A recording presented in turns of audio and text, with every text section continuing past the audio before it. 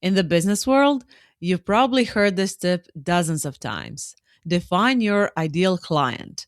And in the podcasting world, it is define your ideal listener. But those who give out those tips tend to overcomplicate it, from my experience. But what if I told you that it can be super easy?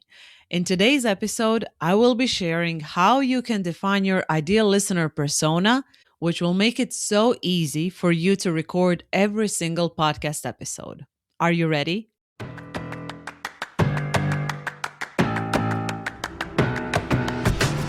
This is Say Yes to Podcasting, where solopreneurs learn how to start podcasts that attract their ideal clients and do the marketing for them.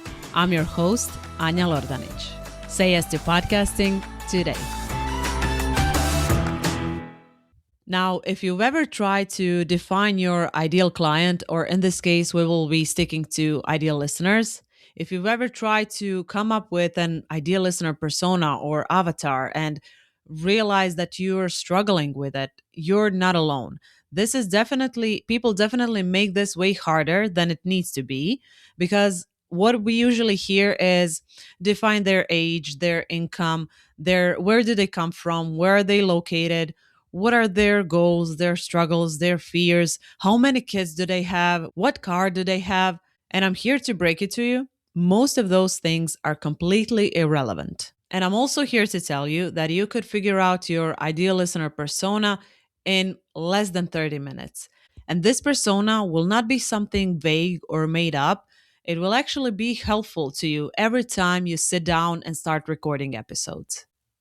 A minute ago, I mentioned that most of the details I listed about our ideal listener persona are irrelevant. And now I would like to break it down and explain what I meant. First of all, unless you're speaking to a specific age group and the struggles they're facing within that age group, age mostly doesn't matter. For most of us, age is an irrelevant piece of information. Let me give you a couple of examples. If your podcast is speaking to women in menopause, in that case, we can all agree that going with a specific age bracket for your ideal listener persona is pretty important.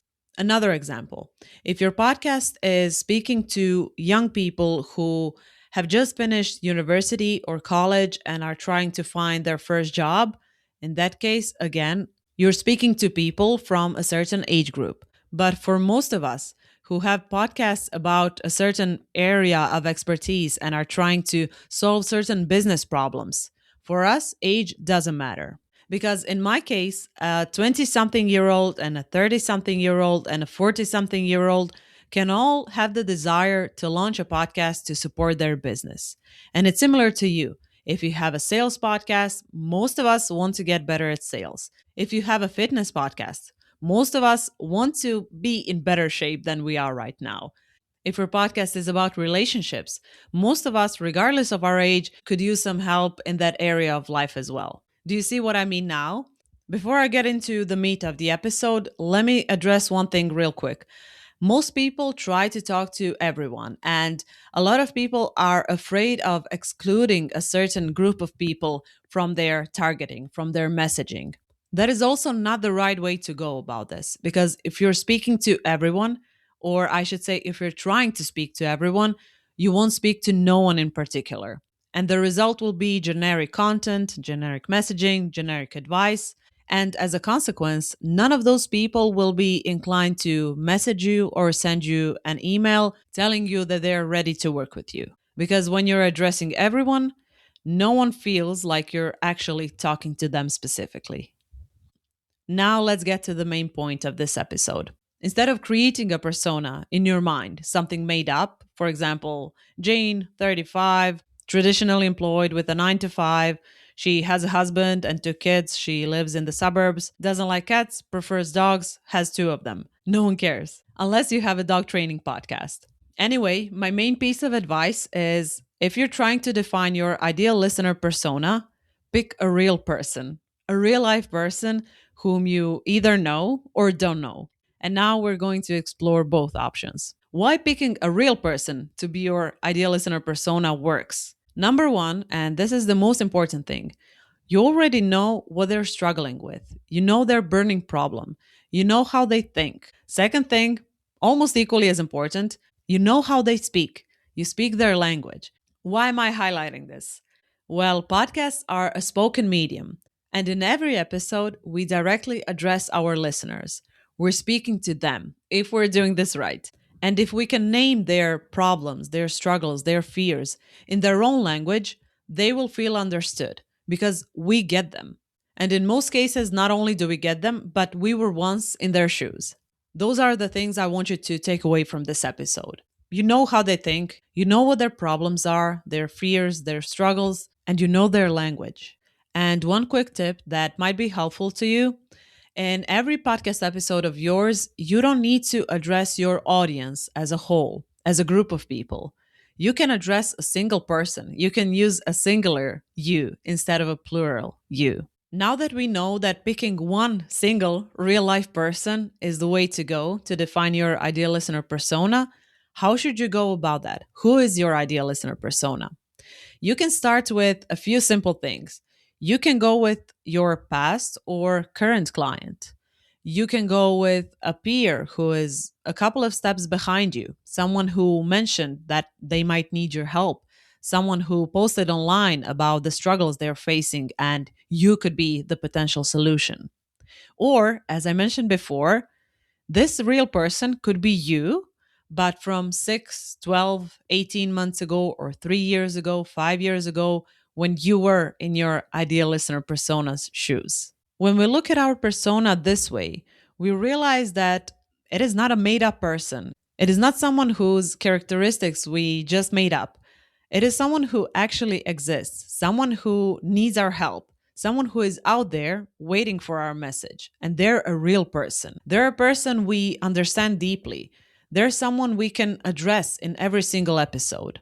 And if you need additional proof of why this method is beneficial, let me share a quick story of mine.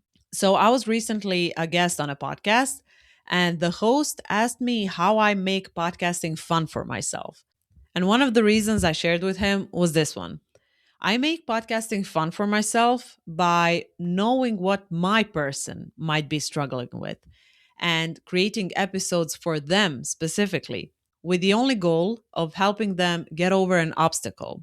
And here I was referring to both literal, like technical obstacles, and mindset related ones. When you define your ideal persona this way, based on a real life person, you will inevitably get messages like, "It is like you're talking directly to me in your episodes," or "Wow, this is exactly what I needed," or "You describe the situation I'm in right now."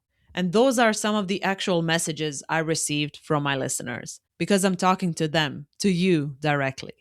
And just so you know, when I had a general business freelancing podcast, which I loved and enjoyed very much, I never got this kind of specific feedback. It is only when you start talking to real people and addressing their real problems does all of this start to click and fall into place. However, I promise to cover the second scenario as well, where you don't know that real person in real life. A lot of people can get stuck here and fall into the trap of making something up again. What you can do is you can literally go to Reddit or YouTube and check out the comment section. Check out what people are struggling with. See what language they're using. And in a nutshell, you can borrow a real scenario instead of inventing one for yourself. There are millions of real life scenarios out there. If you need to do some digging, then do it. Go out there, pick one scenario, and pick one person who will represent your ideal listener persona. The point here is to pick a person that already exists and who is specific enough that you can talk to them directly in every episode that you create. When you do that, every time you sit down and start recording, you can ask yourself, what does this person need today? What are they struggling with right now? What's the next step I could take them through? And before wrapping up, I have one bonus tip that you will absolutely love. This is something that helps me immensely when coming up with ideas and creating podcast episodes every single time. Here it goes. Every single episode you create should be helpful to that one person. That one person, that ideal listener of yours, should be looking forward to every episode you create. They should always feel excited to press play and tune in. This might sound too simple on the surface, but when you look at it closely, not many podcasts do this.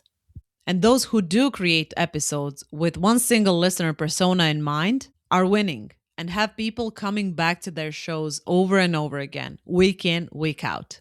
Because those listeners know this episode is for me, and the next week's episode will be for me, and the following one because the host gets me and they're speaking to me. That is one simple tip that helps me every time. Whenever I'm in doubt, whenever I'm not sure what I should cover next, I think about my ideal listener persona. I start thinking about my real person that I'm speaking to in every episode. What do they want to hear from me next? Finally, to wrap up, don't create a made up persona. Instead, choose a real life person and make every episode for them. It took me some time to explain this concept and to provide some examples, but I'm positive that it will take you half the length of this episode to come up with your real person whom you will be addressing in every episode. As always, if you need my help and another set of eyes on your persona, you're always welcome to book a 60-minute call, and I will put the link in the show notes. It will be the first link that you see. Thank you for being here, my dear ideal listener, Sarah, Tanya, Emily, Scott, and I will see you in the next week's episode.